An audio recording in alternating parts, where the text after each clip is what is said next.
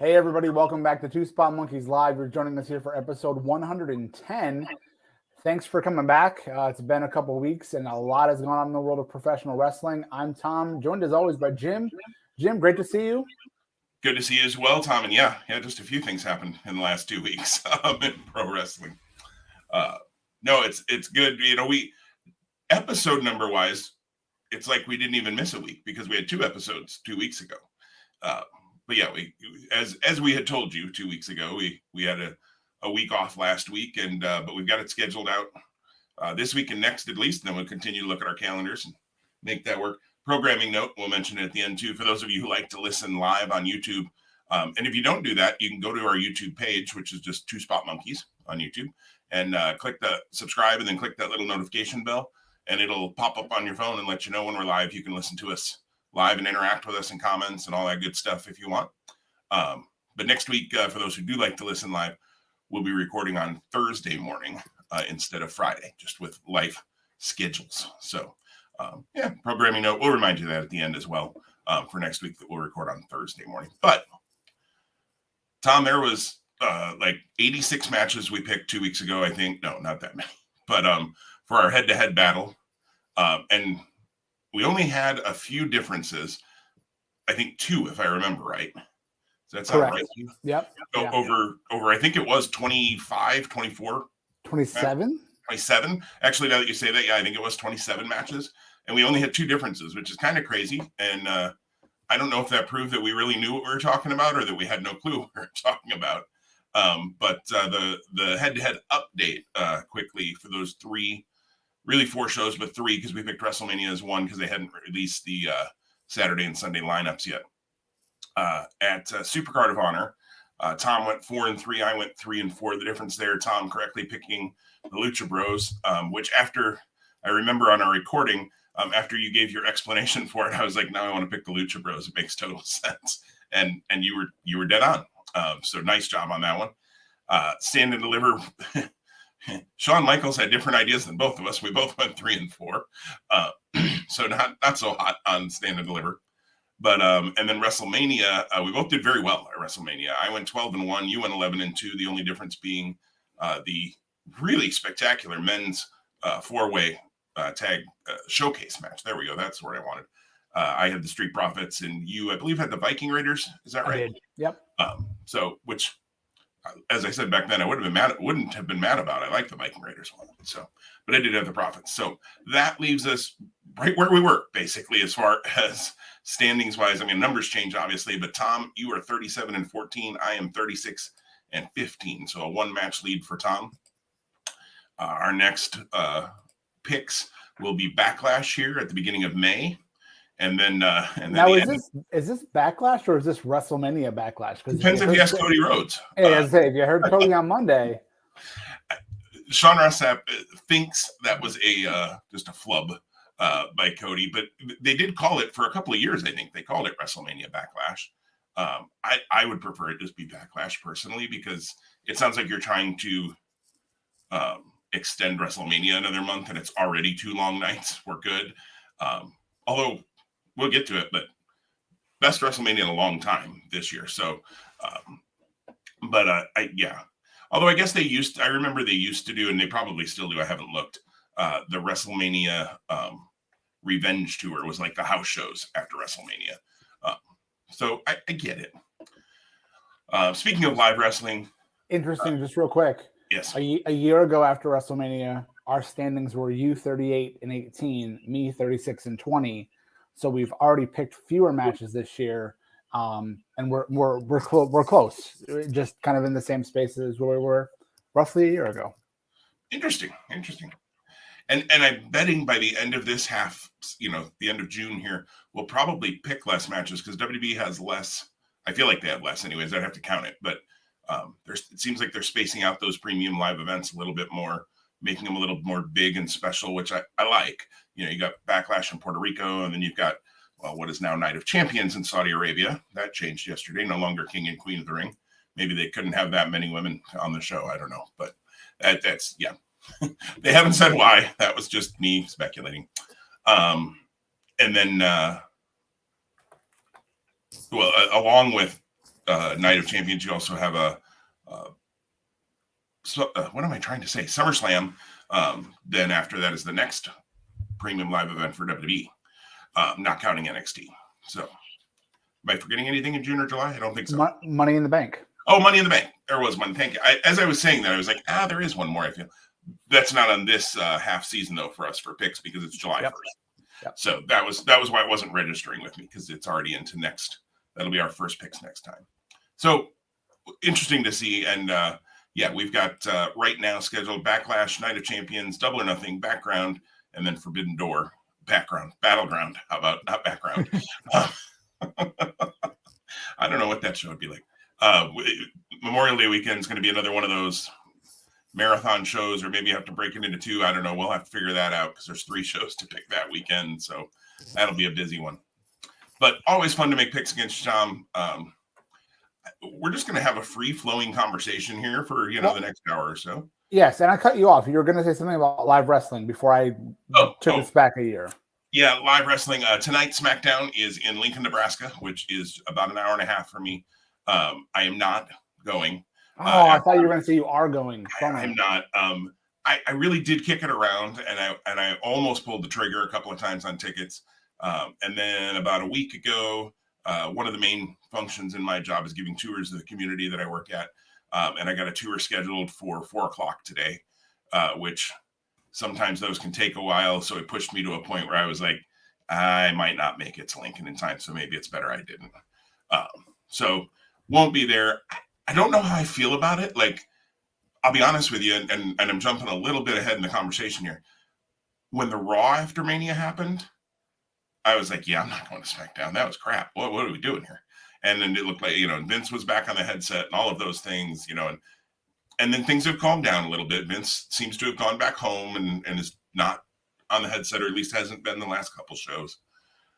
And I thought the last, the SmackDown after Mania and Raw this week were much better than what happened the first night. Still disappointed in that Raw after Mania. My goodness, when Riddle is the only surprise return, whatever you want to say. I mean, no NXT call-ups. It's weird. It's just weird. So I don't know, but that's a conversation we may not even get to as we talk through. But we decided we were kind of going to free flow this rather than go show by show, because with an hour, if we went exactly show by show, we probably would run out of time because there's so much to talk about on any of them. So, Tom, let me just throw a question to you that you aren't ready for because I didn't tell you I was going to ask it. What stuck out to you most? Now, you saw Stand and Deliver and you saw WrestleMania, but you did not see Supercard of Honor.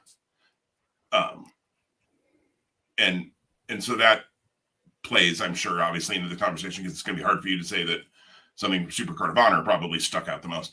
I saw all 4 shows, along with a number of GCW shows and the WrestleCon Super Show.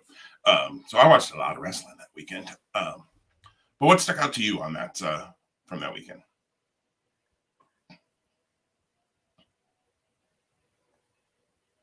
Oh, did I lose you, Tom?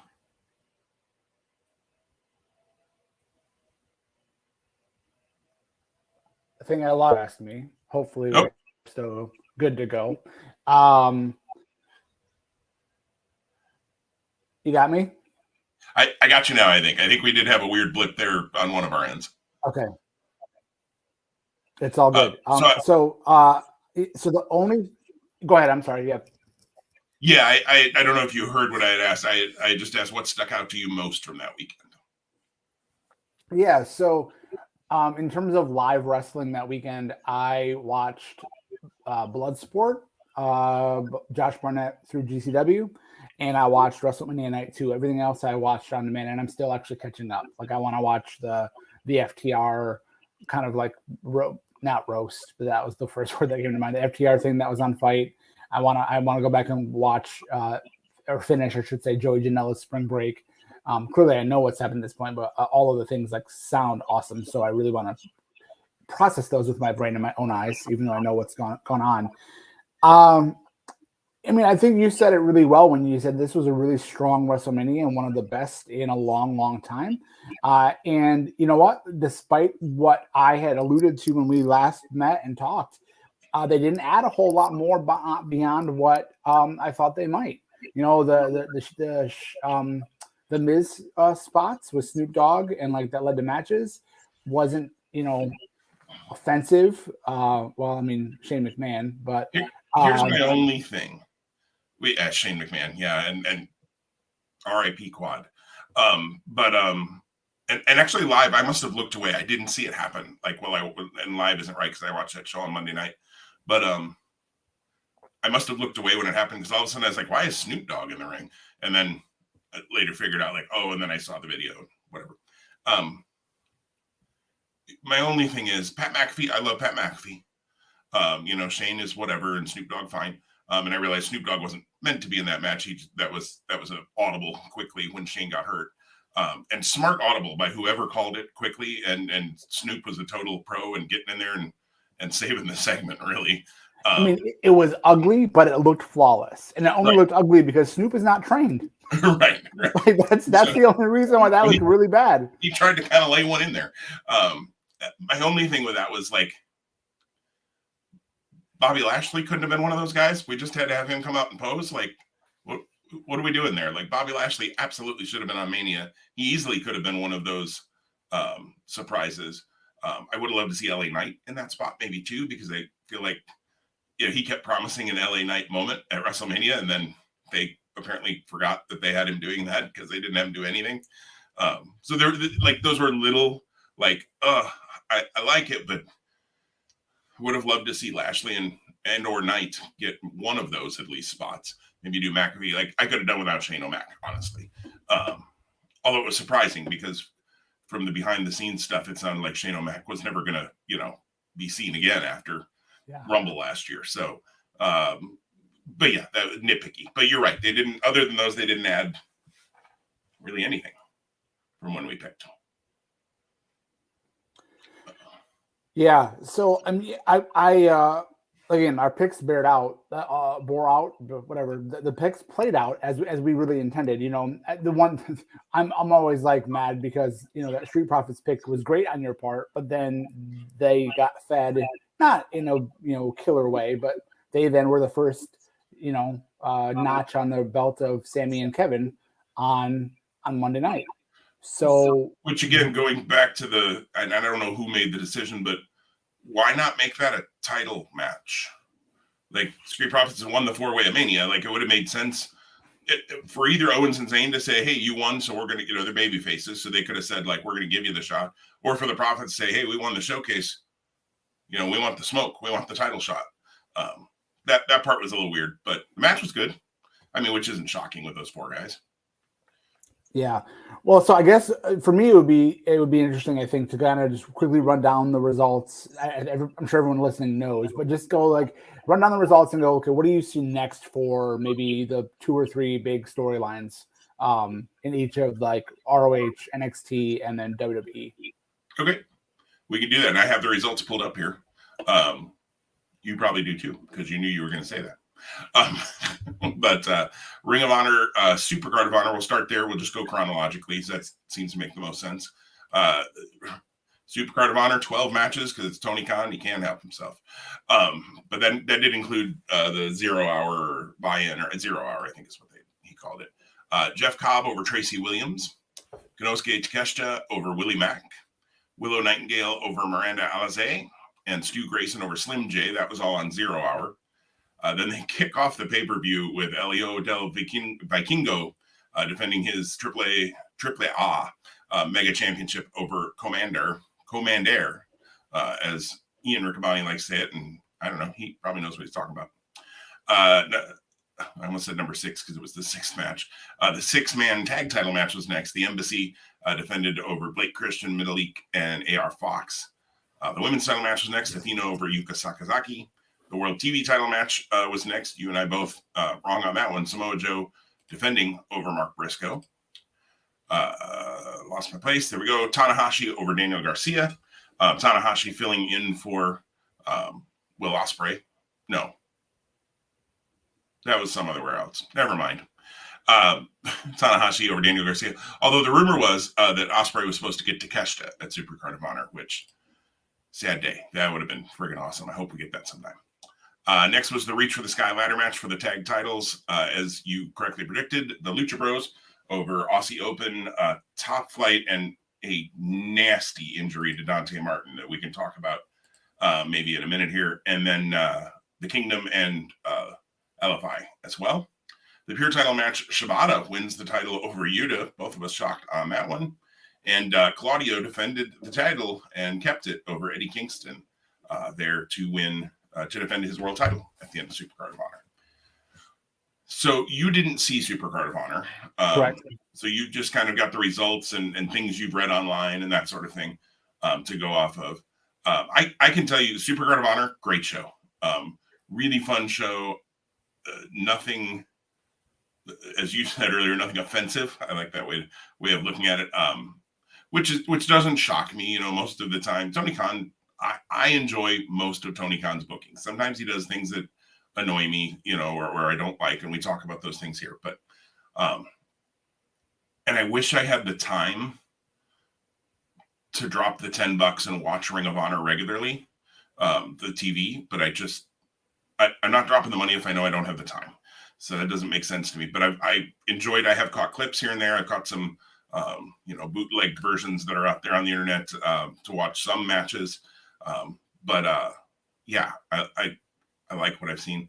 Vikingo Commander was crazy, as you would expect. The clips were just insane. They are. The only thing with Vikingo that I caught, just because I watched like 4 or 5 matches of his that weekend, is there are an awful lot of repeated spots with him. He kind of has his, which I mean is true, I guess, of every wrestler, but it's a little more noticeable because they're just such crazy spots, and they are crazy. And I get that, if you go to see your favorite band, you want to hear them play the hits. And so he's kind of doing that a little bit, but I won't say every match felt the same. That's not true. But it was just something I noticed seeing that many matches in that short of a time span of his. Still a huge fan of his, want to see all of his stuff. He had a match that I think was on Ring of Honor this week with Gringo Loco, who sure seems to be getting a little bit of a push and a notice around right now. There's a good question here for us to talk about. Annette just posted, which loss during Mania weekend baffled you the most? Mark Briscoe, Eddie Kingston, or Cody Rhodes? I'm going to say Mark Briscoe. Okay. Yeah, because I think that. Yeah, for sure. So from the reason why I answer that question in that way is because, and this made a lot of sense to me, even though I don't like it, that Eddie Kingston in that fighting from underneath role should make you care about him more than if he was champion. If he's a champion, what is his gripe, right? Eddie Kingston's better with a gripe or with something like, when the world's against him, right? And so when he doesn't have a title, the world is clearly still against him. Now, where does this mean? What does this mean for him in Ring of Honor? Great question. I don't know. I wanted to ask you too, and we can maybe have this be the next topic of, they've been taping weekly Ring of Honor at, I believe, Dynamite. Is that going to be the trend? Are they going to get back to like a month at a time? Do they only do a month at a time as they lead to a pay-per-view? So put a pin in that. We'll come back to that. So that's why Kingston comes out of it for me. And then Cody, I mean, so that was where I felt like it was so much that it was going to be Cody that like it not being, you go, okay, wow, that's crazy because of the build, but then his story becomes longer. And again, like just because it was, I'm going to finish the story, just because he thought he was going to finish the story doesn't mean the story actually was going to end there. And clearly it didn't, because, and in that same space, when you look at the big picture and the big package of how that played out, Cody was and had the opportunity. He's like the uncrowned champion, for lack of a better term. He had Roman pinned. It was Solo Sikoa. It wasn't something that Roman did. It was something that outside contributed to cause Cody to not win. So I don't think he comes out of that looking any worse Now, and again, when then you transfer to Monday and then you see where he goes immediately, it's like he's going to have at least one barrier. I'm going to guess more than one barrier coming next. As much as I would have loved to have Mark Briscoe win for the sentimental value, you know, I don't think it was an issue with him losing. The one that baffled me the most was Cody. And Briscoe baffled me because I'm a little bit like, well, okay, now what? And now they're doing an Oddfellows thing with him and Lethal and Jarrett and Sanjay and that, which is a little weird. But is that AEW specific? That's AEW, right. So that's where, yeah. So and how do AEW storylines and Ring of Honor storylines play together? And that's still I think being fleshed out. But for me, it was Cody because that was the moment. Like the crowd was ready for it. Everything was there, and I feel like they missed the moment. Like now, if Cody is still the one who beats Roman, and if it's not Cody, I just don't. I mean, it could be Sammy, but again, they've, Sammy and Kevin are doing their thing now. Not they can't come back to that, obviously. And I think Sammy needs to beat Roman at some point, whether it's for the title or even in a singles match. After Roman would lose the title somewhere, Sammy should get that win at some point over Roman. But I just felt like that was the moment. That was. And wrestling is about moments, and wrestling is about timing and hit striking while the iron's hot and all of those kinds of things. And I felt like, man, the crowd was with Cody, which was really well done by Cody and WWE, because as hot as Sami Zayn was, it would have been really easy for the crowd to turn on Cody and be like, no, we want Sammy in this spot. And they never did it. Cody did a great job. I think the booking was pretty good to help that happen. But that was the one that just, I mean, literally, I said before we clicked record, because I had stayed spoiler free, I had seen one picture because of the reports of the sale on Monday, before I had seen the show on Monday night because of some family things that happened Sunday evening, all as well. But I had seen one picture on the article about the sale that had Roman holding both titles up, but he had the black t-shirt on, so it was pretty obvious it was from like a Raw or something. So I was like, okay, that doesn't really spoil anything. That could just be a stock WWE photo of Roman Reigns. And if Cody had won the title, I'm sure I could have gone into the comments and watched all the people go, "Oh, LOLs, you used an old champion, huh?" But alas, that didn't happen. So I didn't feel like that was a spoiler at all. I didn't go into the match going, "Oh no, I know Roman wins," and I was still stunned when Roman won. I do wish the bloodline interference thing, every single match, is starting to wear a little thin for me.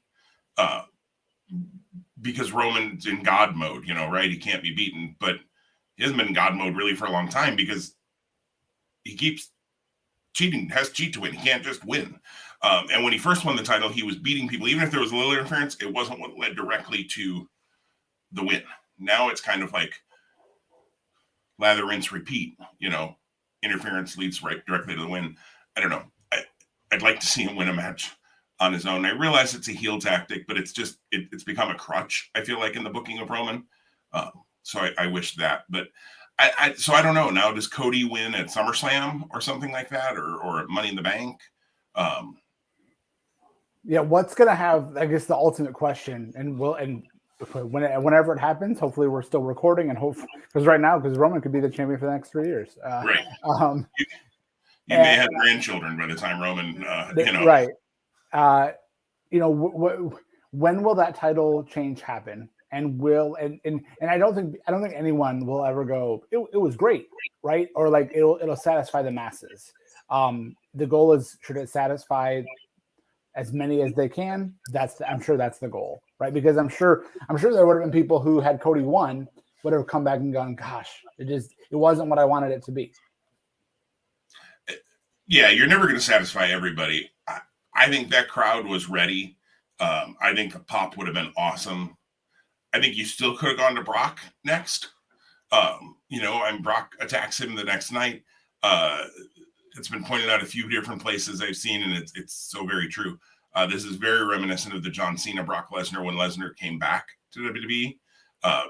Cena lost to The Rock. Lesnar attacks him the next night. Now they're facing off the next pay-per-view. Cody's made the challenge for Backlash. Lesnar's on Raw this week, so we'll see.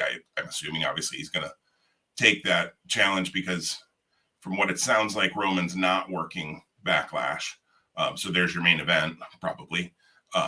Either that or, to me, it seems like there's a 6-man with Kevin, Sammy, and Riddle against the Solo and the Usos, most likely. I don't know that you main event with that. You probably main event Cody and Brock. That's a big match. So it is very reminiscent of the John Cena storyline. It's interesting how Triple H and Shawn can't help themselves but go back and book some of those stories. And they worked. I mean, they were good storylines. But, Shawn Michaels booking his greatest hits down in NXT with Roxanne and others. And then Triple H rebooking, not one of his stories, but the John Cena and Brock story, it seems like. So good question, Annette. That's those are three that all are baffling in their own ways, but I agree with what you say on Kingston. Kingston kind of has a little bit of the Homicide title hunt feel to me. With Homicide, it was always about the chase and the win. And then he didn't hold the title for very long because it wasn't about the reign. It was about the chase in that moment in New York City, which, man, I was glad I was there live front row for that sucker. That was awesome. But it wasn't about the reign. He lost it, I think a couple of months later to Morishima. But Morishima, right? Yeah. Yep. So Kingston could be that way too, perhaps. That story doesn't seem like it's over to me anyway. So I think Kingston is still going to be chasing Claudio, and they're kind of the two that are maybe always going to be fighting too. Like they're never done. Like this is never over kind of thing. Dante Martin, that sticks out. Crazy spot. I assume you've seen the video by now, Tom. Yeah. A destroyer over the top or off the top or however it all worked through a couple of tables, like crazy. Some people have said reckless. I don't know. Like they're grown men making their own decisions, and there's bookers and producers, whatever. Like that could have gone very well. Unfortunately, Dante over rotates a little bit. His leg hits, and I mean, just very reminiscent almost of the Sid Vicious break years ago. Snaps badly. It's going to be months and months before we see Dante back in the ring, obviously. And it seems like from what I caught on social media last night, Darius might have picked up a new tag partner or a new friend in Action Andretti, which, I mean, hey, you're giving both of them something to do, which is good because I feel like Andretti's just kind of floated after the Jericho stuff. And obviously Darius, he's not going to have his tag team partner for a long while here. So interesting to kind of put those two together and let's see where, if you want to stay with a top flight-ish team, I mean, Andretti works in that vein. So, I just felt bad. Another one where I saw the move happen, but I didn't catch his leg snapping because I was just, reacting to the move and then started to see the comments online and watched the clip again and was like, oh boy. Ian called him Darius. He missed who it was. Hey, people are flying around the ring.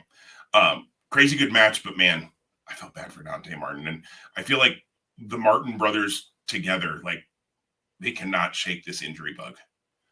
It feels like one of them's always hurt. Do I have you there, Tom? Yeah. Yep. Nope. You do. Yep. Sorry. There's some weird buffering going on over here. So yeah. No. I agree. Top Flight has definitely been more grounded than I would like to see. Yeah, that's a good way to put it. Yeah, and get well soon, Dante. I mean, that's not that I expect Dante's listening to this. Hope you are, but just crazy bad. I whispered in his ear back at the Warrior show. We'll see what happens. Oh, there you go. Good. Are you the reason he got hurt, Tom? Is that what you're telling us? Nope. I'm just trying to increase listenership. So tell me more about your thoughts on how they're recording TV. And Tony Khan has said it's going to be a hybrid between the two. I think he has to be a little careful. I don't obviously know because I haven't been to a show. But if you're recording a 2-hour Ring of Honor show, even splitting some of it before and after, and you have Dark Elevation, and you have Rampage, and you have Dynamite. Like, holy long night. Like, as a person who's going to Dynamite in a month, I will tell you right now, I'm like, that sounds awesome and also exhausting. right. I believe, if I read things right, Khan came out in Milwaukee on Wednesday night and before Dynamite and said, stick around after Dynamite. Vikingo is going to be on Ring of Honor, because they had recorded some Ring of Honor stuff before the show and then recorded more after. Smart of him to do that and use somebody like Vikingo that I think would keep people in their seats and make sure to tell people, like, hey, you're going to see something written, and actually name what it is. Don't just say you're going to see some really great stuff after Dynamite, because that's hyperbole and whatever. Like, of course you're going to say that, you're the owner. But actually give them something they're like, oh, I'm going to stick around to watch. And I don't know if Vikingo was the last match of the night. I kind of suspect it might have been, to keep people, in their seats and engaged. Not a bad strategy if he's going to do that. But yeah, I would agree with you. If I were going to a Dynamite taping that also had a Rampage taping, because some of those are live now, but and now they're talking about adding a Saturday show too. Tony, don't overextend yourself with your fans. So yeah, it'll be interesting to see. The good thing of Ring of Honor taping at Dynamite is that you get away from, the studio look is good and that crowd is good, but I think if you continue to tape all the time in the studio, you get into the old Impact Zone mentality of it's the same fans all the time. Yeah, NXT runs into this. So you're not getting necessarily organic reactions from your just realized my mic is sitting in the screen, from your crowds, where when you're doing it at the live shows, you're getting a new crowd every week. And so they're excited to see the stars and that sort of thing. So I like that he's doing it. I just think, I can't imagine how long that show must have been on Wednesday night. We should probably hop over to NXT. Anything else on Ring of Honor, Tom? I mean, No, that's good for now. Yeah, I'm again, I think I was always going to be excited to go to Dynamite when I got the tickets for the event in Detroit coming up. But now that I have a chance to probably see Ring of Honor being taped too, it brings me a little bit more joy. Yeah. Oh, absolutely. I'm jealous. I hope AEW gets to the state of Nebraska sometime ever. Well, and one thing I've noticed recently when they've been announcing some of their shows, they're saying this is the only time we'll be in XYZ city this year. So they've already said this is the only time in Detroit for 2023. Yeah, which is kind of smart. Don't oversaturate. Like, they ran Chicago every 2 weeks, it felt like, there for a little while. And now they're being a little more judicious. They're going in June. And then the word is All Out is still happening the week after All In at Wembley. So that could be just a huge, crazy week and a whole lot of picks for you and I, because WWE is going to put an NXT show on one of those weekends. Triple H won't be able to help himself. But it'll be interesting to see it all kind of play out. It'd be crazy if they probably won't, because of Money in the Bank being in London in July. But it'd be crazy if they did another Clash at the Castle the same weekend or weekend after AEW was doing All In at Wembley. Like, that'd be something, huh? That would be.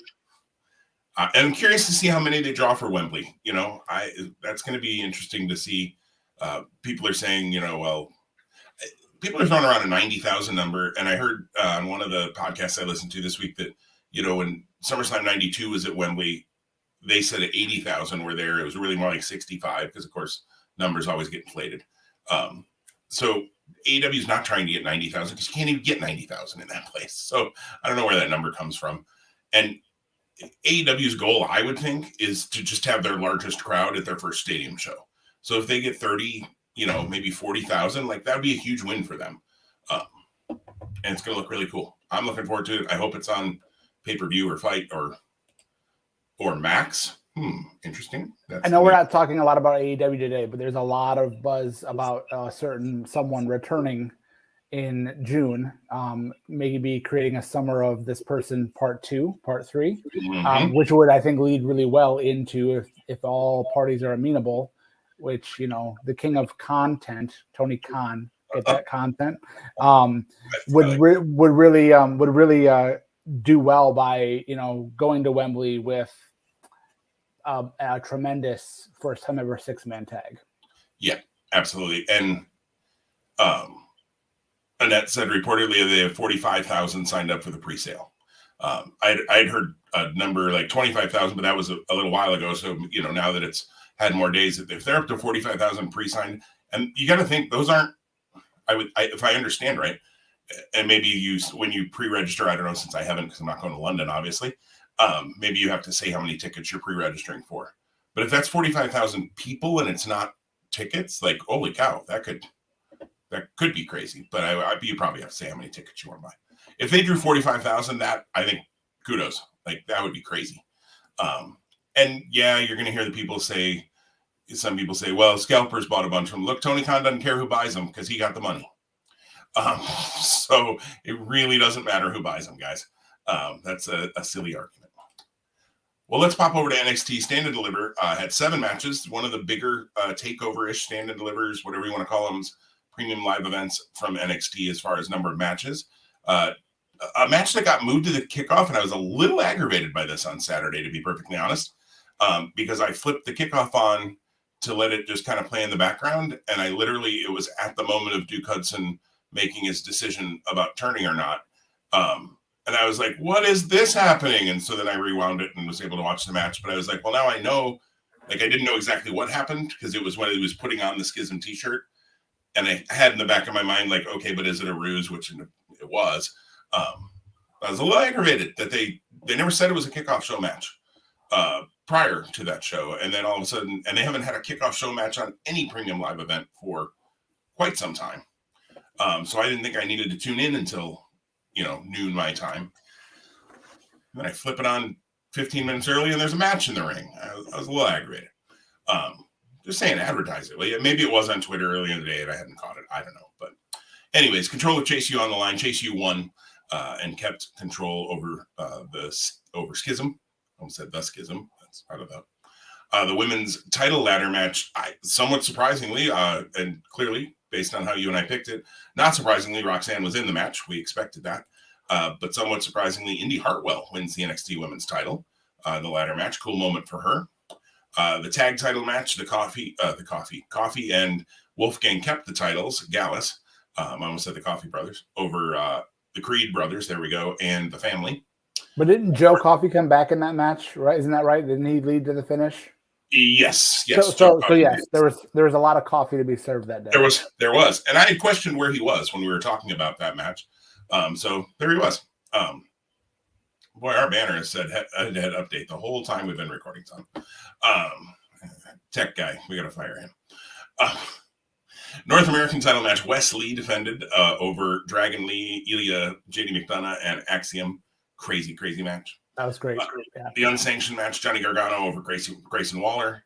The women's tag title match, Alba Fire and Isla Dawn won the titles over Kiana James and Fallon Henley. They have a rematch coming this coming Tuesday on NXT. And then the NXT title match, Carmelo Hayes over Braun Breaker.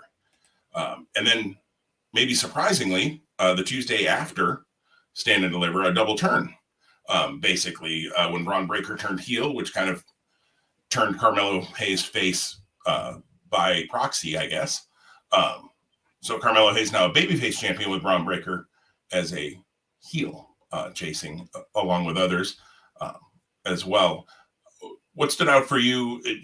You did not see this live. You watched it later on demand, right? I watched it. I want to say I watched it later in the day on Saturday, but I was spoiler free.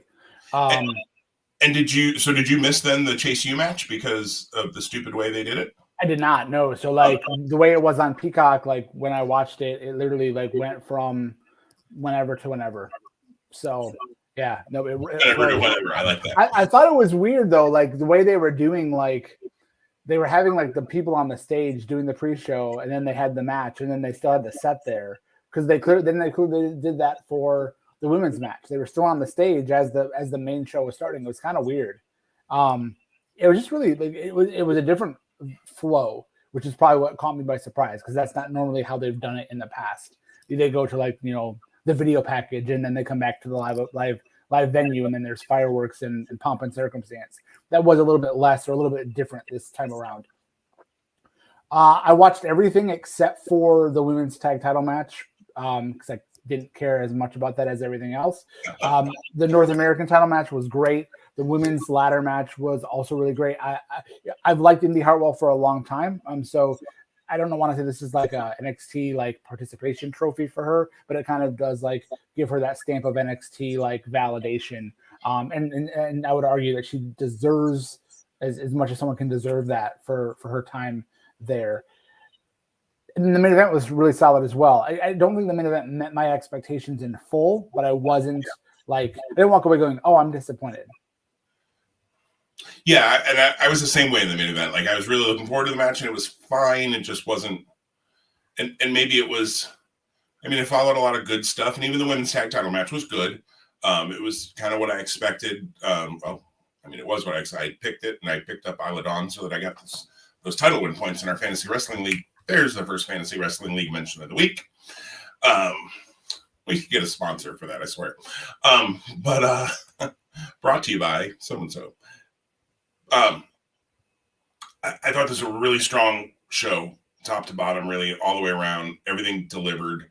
No pun intended there. I did like, after their Gargano match, the kind of reunion of the way, with Indy and Dexter. It kind of would have been fun to have Austin Theory, like, and I realize with him battling Cena, maybe you don't do it, but it would have had fun to have Theory, like, even just step out on the stage, look at him and be like, nah, and then turn around and leave or something. Like, I don't know, it would have played off his heel persona a little bit. And I don't know. It was a noticeable absence for me, but I also understand why it was an absence. That makes sense. Yeah, I thought this was really good. I haven't caught a lot of the follow-up. I mean, I've read the results and all of those kinds of things. Cora Jade is back, and Noam Dar came out of whatever cave he's been hiding in with that Heritage Cup. So he's around. Dragon Lee's doing Dragon Lee things. It's a fun time.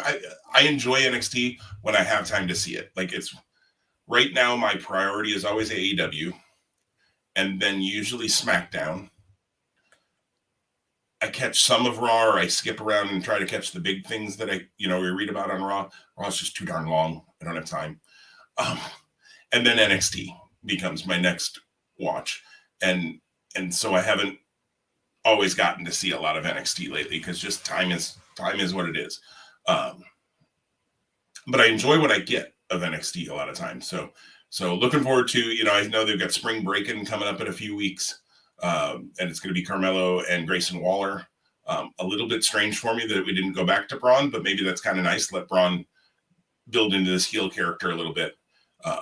And that I will say, to just jump ship here real quick, with all of the figure reveals, and that could be a whole other conversation sometime. Gobbledygooker. Yes, Gobbledygooker. Finally, I pre-ordered that sucker right away. Braun's figures looked really cool. And he's got very, toyetic, as figure podcasts like to say, like fully posable. He's got a very toyetic look with his gear. So the Braun figures looked really good. Don't know that we're going to be seeing his dad's figure anytime soon now after that whole situation, but yeah, anyways. Those Steiner brother figures I wanted are probably, we got a lot of Scott Steiner now, but and crazy that after everything that Scott is the one who's left okay in this, because I feel like he's been the more controversial one most of the time. And yeah, now, the big booty daddy, we're going to see plenty of figures of, it seems like. But again, we can talk figures another time. That there were a lot of cool things that were shown over the weekend. Captain Lou and the Superstars line. Anyways, I could go on for days. What are you surprised that Grayson Waller is the next challenger?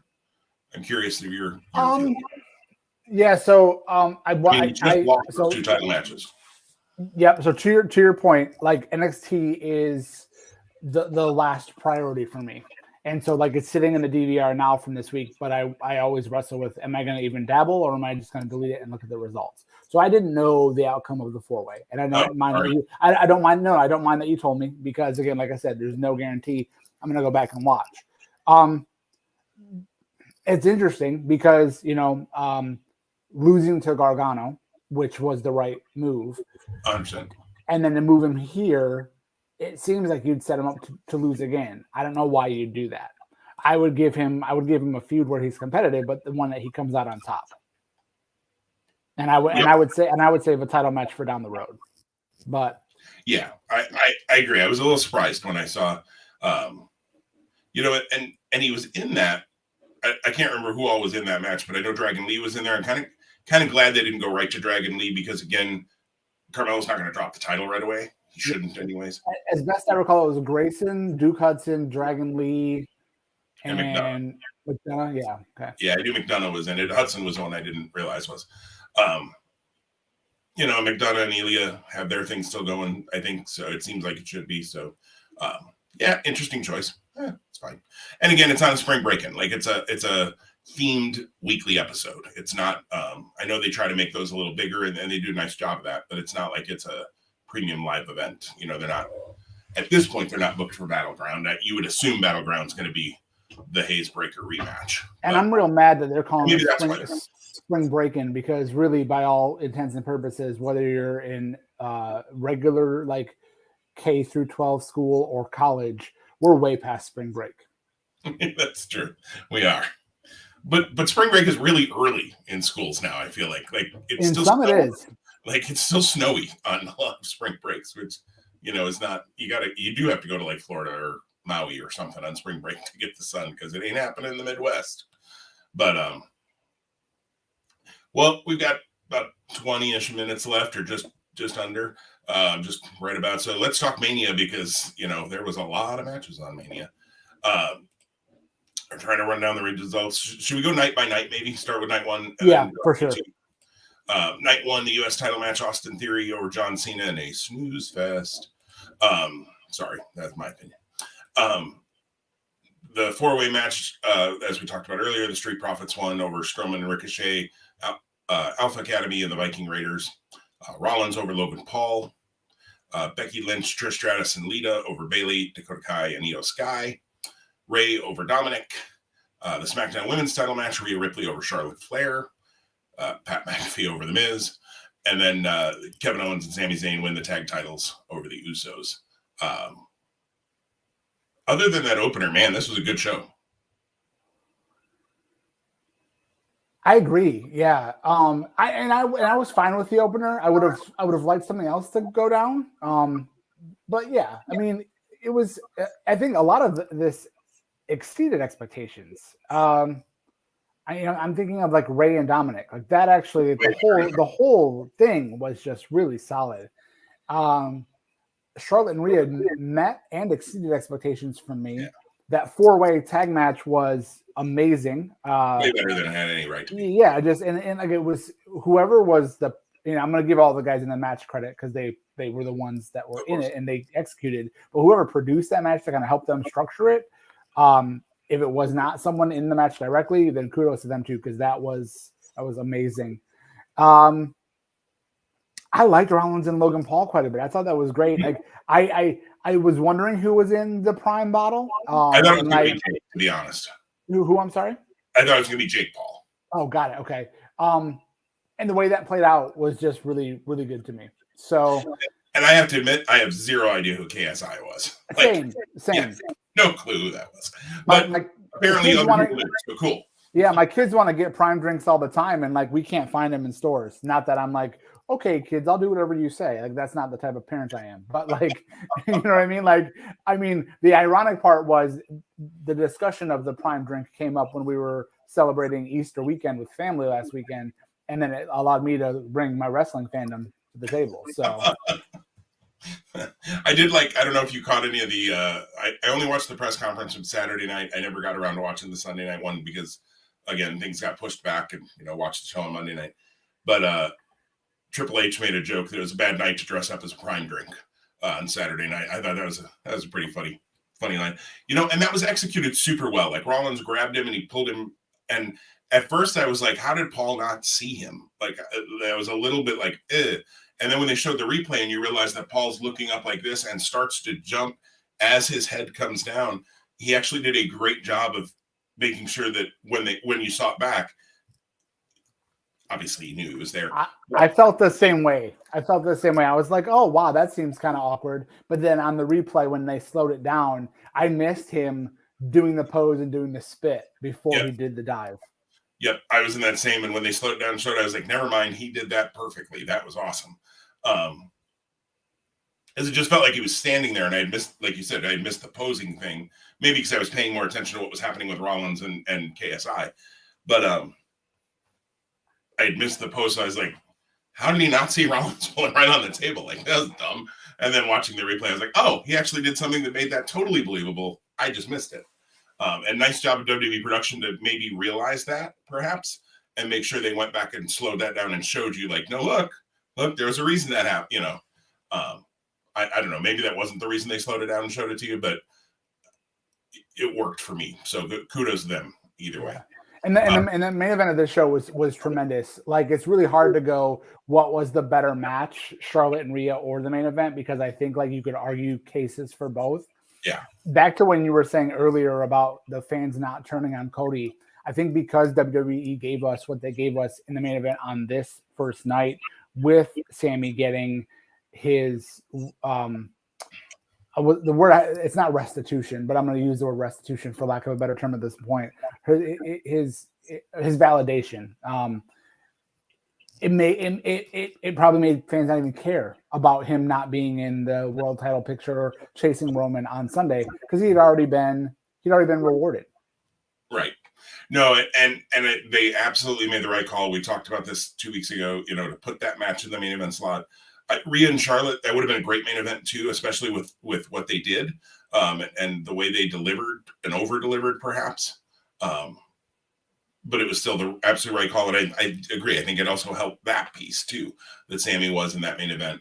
Thought it was really cool in the press conference afterwards. Also, Owens talked about how Super Dragon was a huge part of getting them there. And then he also called out the Briscoe brothers and mentioned Jay's passing, which I thought was pretty cool of Kevin Owens to do. And I mean, Kevin Owens seems like about the coolest guy in the world, you know, and we had a chance to interview him by text in the first iteration of Two Spot Monkeys. And he was cool with us. Then I had a chance to chat with him very briefly at the Combo Ring of Honor Chikara doubleheader show in Chicago then that he was promoting at the time that he had done that interview with us. He didn't necessarily remember doing the interview with us, which I don't blame him. He does a lot. He did a lot of them even back then, but he was super nice to talk to. And, you know, he was trying to say that he remembered when it was pretty obvious he didn't, you know, he was trying to be nice. And it was fine, but was super kind and nice. It was part of his gimmick at the time, but he wasn't charging anybody for autographs or pictures. Because he was trying to show how, you know, the Ring of Honor management was against him and whatever. So that was cool too. I don't know where that picture has gone of me and Kevin Steen back then. I wish I knew, and maybe it's in a box and I just don't realize it, but I wish I had that one. WrestleMania Night 2 then comes around and Brock over Omos. It was what it was. The four-way women's match, Rousey and Baszler over Morgan and Rodriguez, Chelsea Green and Sonya Deville, and Natalya and Shotzi. The Intercontinental title, three-way Gunther defends over McIntyre and Sheamus. The Raw women's title match, Bianca over Asuka. Hell in a Cell, Edge over Finn Balor. Maybe got cut a little short. Not maybe. It got cut a little short because of the gash on Balor's head. And then, of course, the world title match, I think maybe we've talked a good portion about that already. Reigns over Cody. What was your match of the night here on night 2? That's tough. I'm going to say the main event, but I really love the three-way. Yeah. I mean, again, I think there were 2, maybe 3 options there in that one too. They were different matches for me. So that's probably why I'm hedging and trying to create a space for both. Because the physicality of that three-way was unmatched all weekend by WWE, and but the main event with the story and the drama was a different level. Yeah, and the emotion, the only thing that I think had that much emotion and drama in it was the main event of night one. So kudos WWE to build things in a way that you had two very story-driven, emotional main events the crowds were into. They wanted them to be main events. They wanted those matches to happen. We've had a lot of WrestleManias where, the undercards may be okay, but then you get to the main event and you're like, yeah, I'm tired of seeing Brock and Roman for the 97th time.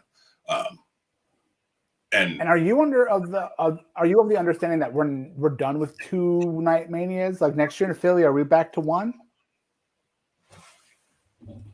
It's a good question. Research team quickly. Actually, I just Googled WrestleMania 40 date. It says Saturday, April 6th and Sunday, April 7th. And I wonder if that's just because of the it was announced, or it has been announced. Yeah, on July 27th, 2002, it was announced that Lincoln Financial Field in Philly will host WrestleMania 40 on April 6th and 7th, 2024. Okay. I think maybe WrestleMania 41. But of course, it's long enough away they can always change that too. And again, this year was great. So I'm not suggesting that you can't do 2 nights.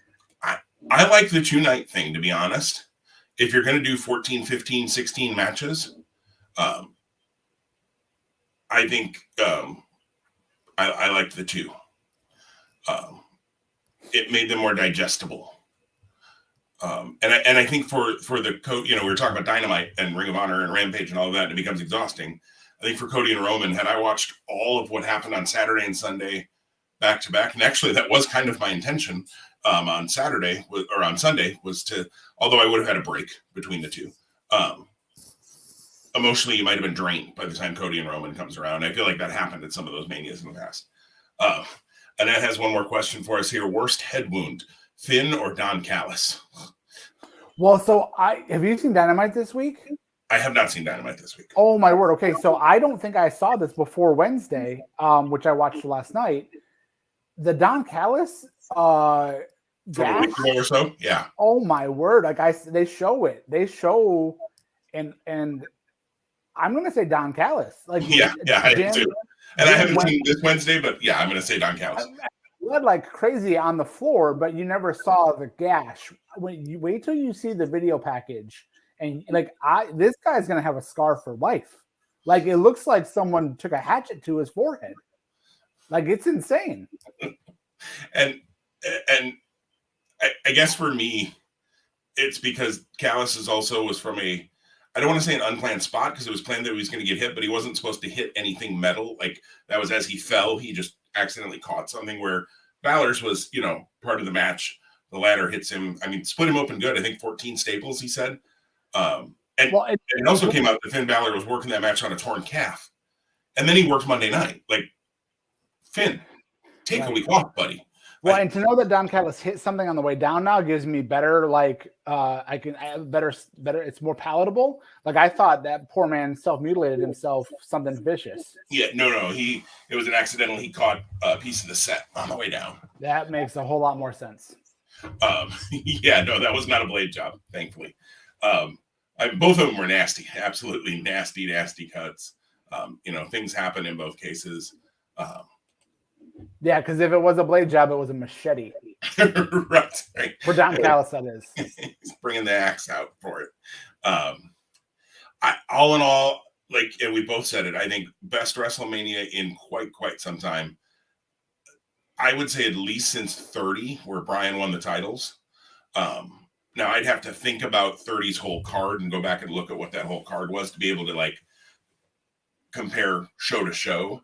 But the emotion of Daniel Bryan at the time, winning those titles and the story and the crowd and everything, I feel like that was the last time the crowd was truly this invested, as they were in many of the things at WrestleMania. I love the WrestleMania. Go ahead. I think it was 32 in San Francisco. 31. 31. I think. Play button. Yeah, play button's a big one for me.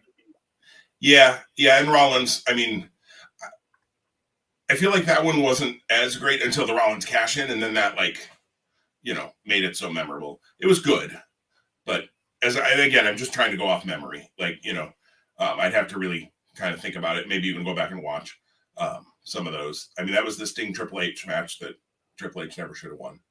I mean, but in the big scope, like, it was not bad. Like, it wasn't great, but it wasn't, again, offensive.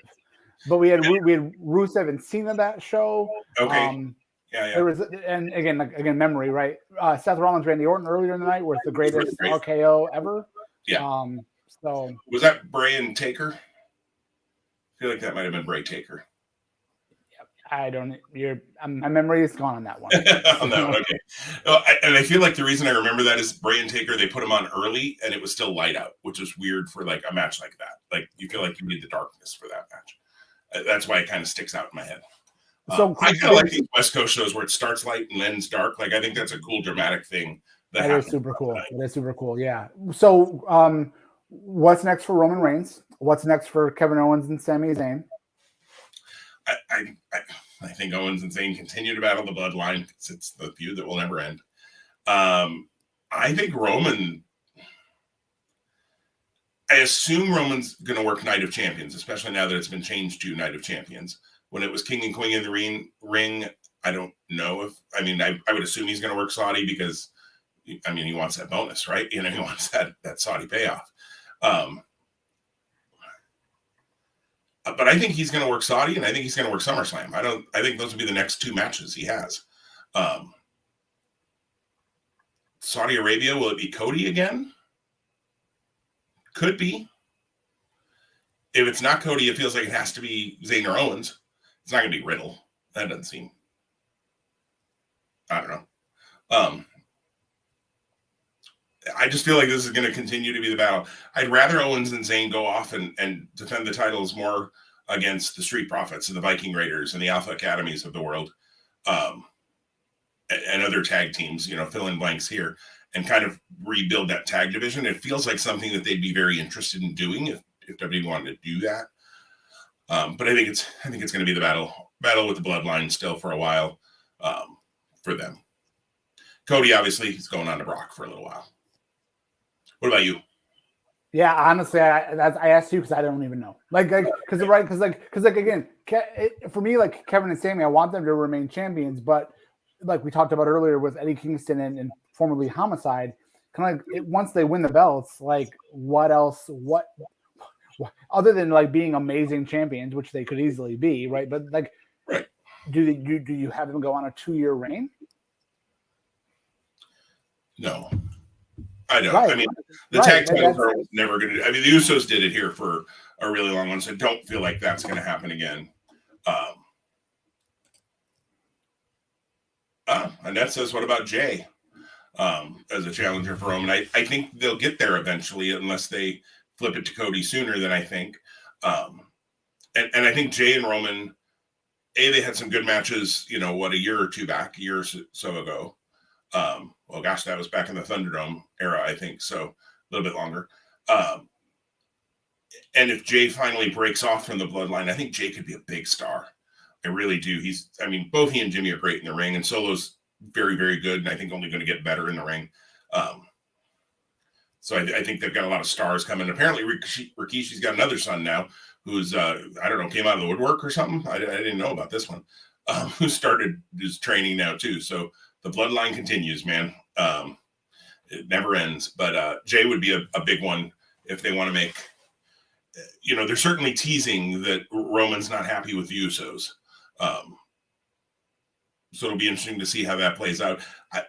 Kudos to them that as much as I say it's going to continue with the bloodline, like the saga of the bloodline still has me very interested. I want them to stop doing the interference for every single Roman Reigns win. Or every bloodline match, like every single time. But the drama of the story they're telling, the Godfather, the Goodfellas, the whatever kind of storyline you want to say that they're doing with them, still has me intrigued. I'm still interested to see how's it going to play out. Even if I think, I know some, like, it seems like Jay at least is going to break off. And then, Jay stayed with the bloodline for Jimmy. Now, will Jimmy break off with Jay if he leaves, or will Jimmy stay with Roman? Like, I think that's an interesting story they have to tell yet. And I know this is, I mean, we're approaching 1,000 days with Roman as champion. Correct me if I'm wrong, though. Does it strike you that Sheamus has challenged at all in this reign? Because I feel like that hasn't happened. And Sheamus might be a good opportunity for Roman, maybe specifically when we think about Money in the Bank. That would be a good one for Money in the Bank, being over in Europe and that sort of thing. Drew would be another chance. And I know we've seen that, but just looking up Roman here real fast on our crackpot research team. But he would make some sense, certainly, I think, for that Money in the Bank match. Roman, Sheamus, their last one-on-one match was in 2018 on Monday Night Raw. And even before that, it was all the way back in 2016 when they were, it looks like maybe in a program together. So yeah, their last one-on-one, there's some tag matches and a 3-way at a live event. And then obviously they were on opposite sides of War Games. But yeah, so it's been a while. So that would be a good one that we haven't seen in a while. And Sheamus, banger after banger, right? Well, we are up against our need to stop because, I got to go to work. But again, for those who listen live on YouTube, next week, Thursday morning is when we're going to be live on YouTube. For those who listen on the podcast, that just means most likely the podcast to go out maybe Thursday night instead of Friday night, as usual. So this, for those who listen on the podcast, will have shown up in your feed Friday night, Saturday morning, somewhere in there. So we hope you've enjoyed it. As always, you can like us follow us on Twitter. You can like us on YouTube. We have a Facebook page that we don't really use a whole lot. But follow us everywhere. Subscribe on whatever podcast platform you might use. Even if you listen to us live on YouTube, go ahead and download the podcast just because, hey, it gives us one more download. Helps people find us in those algorithms and all of those sorts of things. And Tom, anything else you want to share? Great to be back with you. Great to catch up on a lot of wrestling, and we barely scratched the surface. Excited to come back next week. Maybe we'll talk a little bit more AEW, maybe some continued fallout from WrestleMania as we point towards Backlash. Absolutely. As always, it's been great. It's been fun. Everybody be safe. Have a great week. And we'll see you back here next week on Two Spot Monkeys Live.